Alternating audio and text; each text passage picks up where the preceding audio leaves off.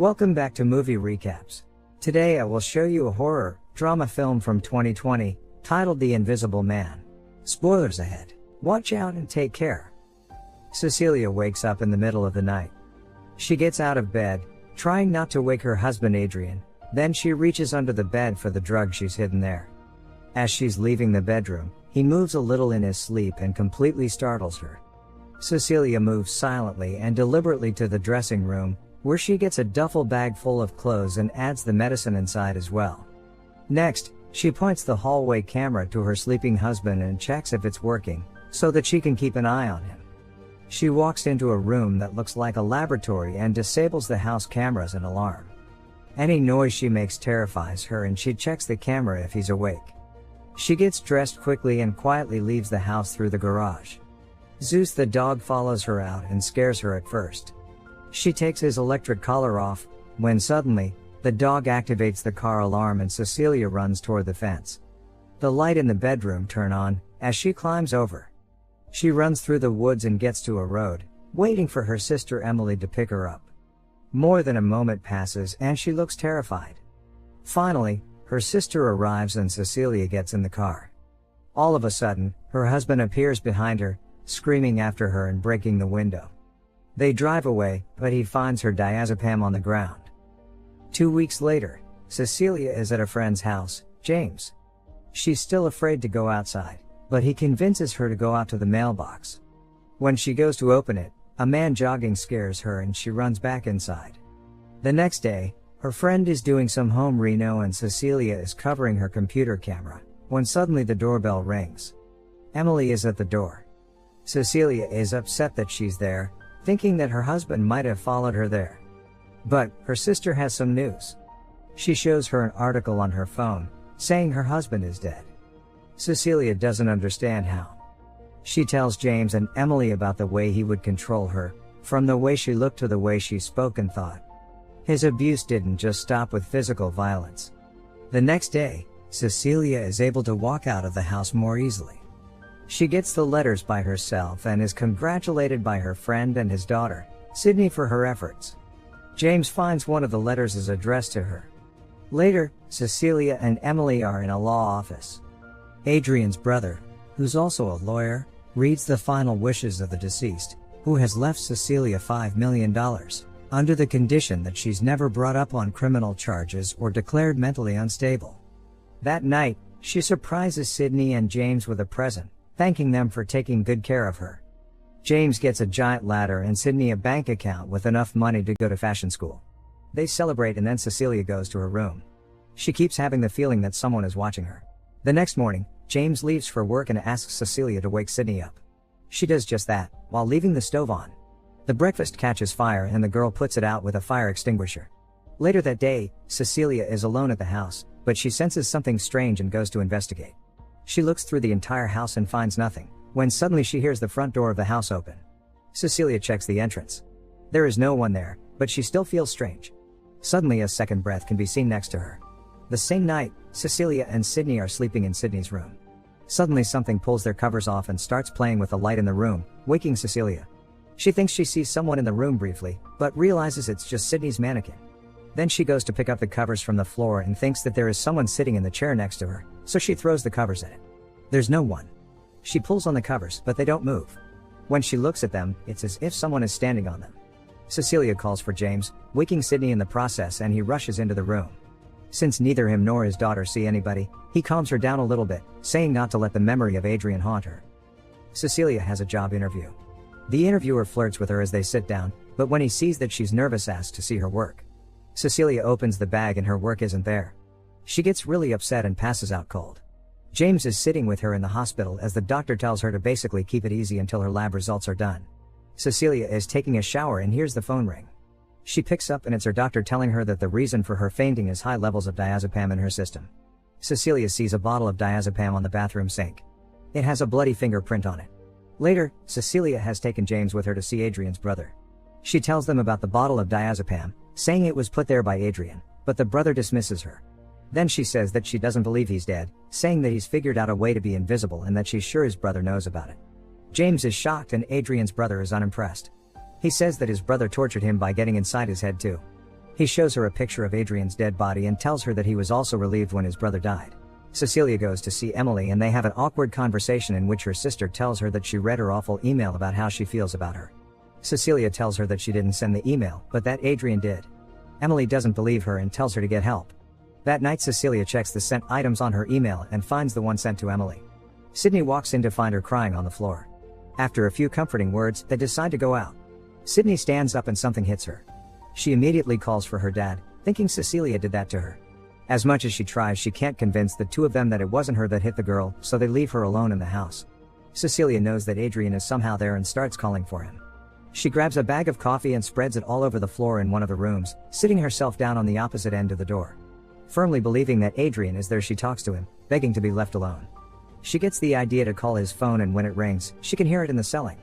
Celia climbs in the ceiling and starts looking for him, but sees no one. She calls the phone again and goes in its direction, where she finds Adrian's keys, a knife and her design work. There's a noise behind her, so she grabs a paint and throws it at the opening of the ceiling, suddenly showing the contours of a man. She gets down from the ceiling and looks for him, when she hears the water running in the kitchen. The sink is full of paint. An invisible hand grabs and lifts her abruptly. It throws her around the house. They fight. It chases after her and tries to strangle her, but she fights it off and runs out of the house.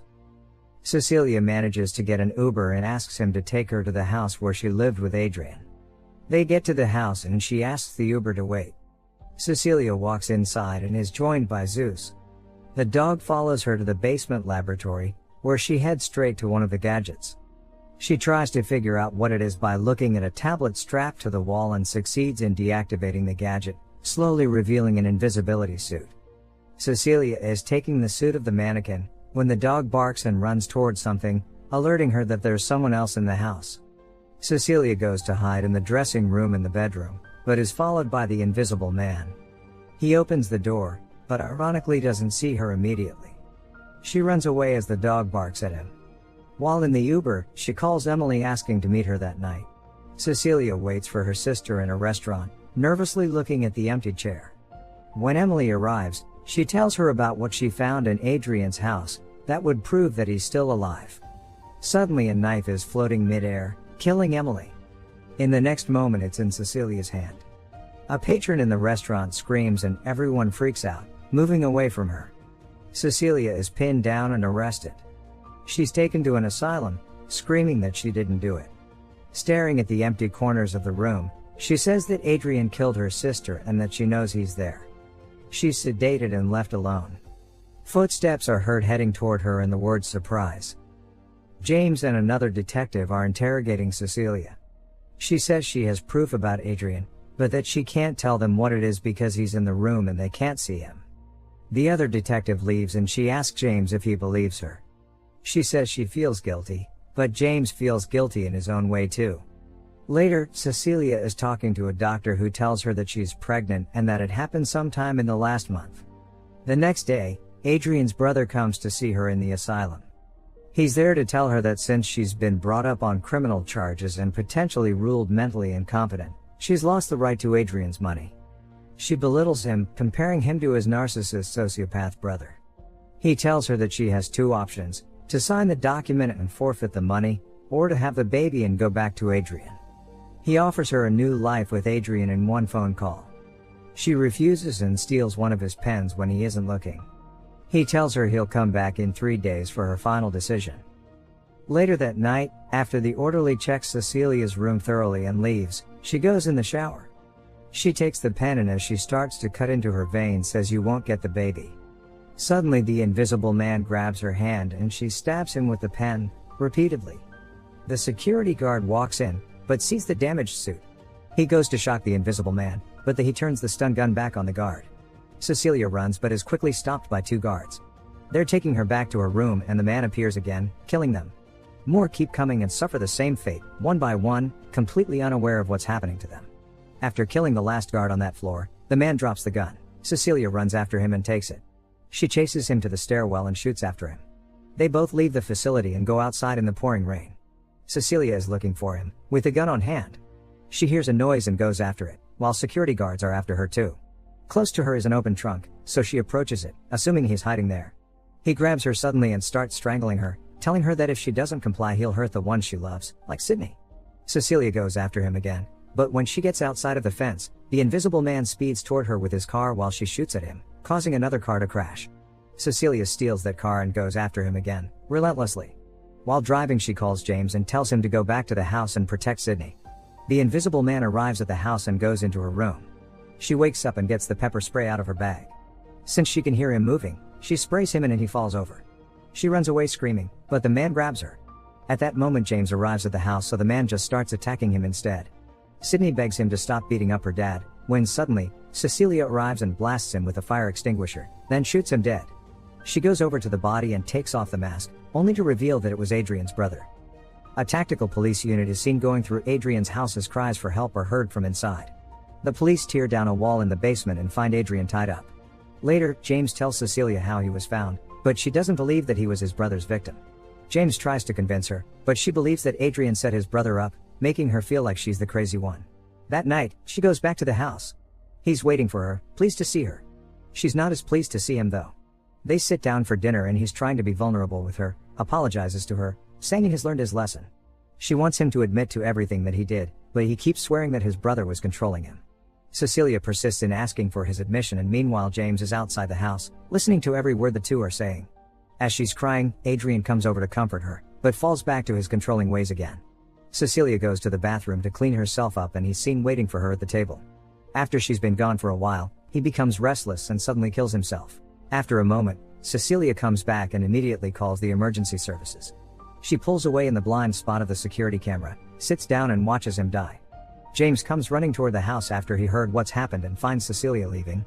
She tells him that Adrian had killed himself, but James sees the suit in a duffel bag she's holding and asks if she planned it all along. Cecilia doesn't answer the question directly.